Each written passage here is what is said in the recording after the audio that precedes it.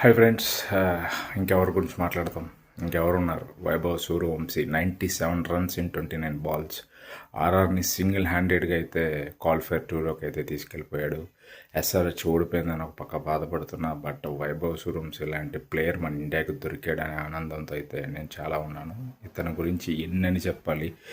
ఒక్క సీజన్లో 65 sixes, Chris Gayle రికార్డ్ని అయితే బ్రేక్ చేసేసాడు. ఇంకా ఇలా చెప్పుకొని పోతే ఎన్నో ఎన్నో ఎన్నో. నిన్న మాత్రం సెంచరీ కొట్టుంటే అదొక్కటే బ్యాడ్, పాపం 97 రన్స్ కొట్టాక అవుట్ అయిపోయాడు. బట్ ఎస్ఆర్హెచ్ గురించి చెప్పాలంటే టాప్ బ్యాట్స్మెన్స్ అంతా ఫెయిల్ అయ్యారు. బట్ ఏం చేస్తాం, వాళ్ళు ఖచ్చితంగా ఫైనల్స్లో అయితే ఉంటారని నేను అనుకున్నాను, అలాంటి టీం కానీ. బట్ ఆర్ఆర్ అన్ఎక్స్పెక్టెడ్ థింగ్స్ అయితే చేసింది నిన్న. ఇంకొక గురించి చెప్పాలి, జోఫర్ ఆర్చర్ ఏం వేస్తున్నాడు ఆ బౌలింగ్, మామూలుగా లేదు. ఫైనల్గా అయితే ఆర్ఆర్ అయితే విన్ అయిపోయింది. క్వాలిఫైర్ టు జీటీతో అయితే ఆడతారు.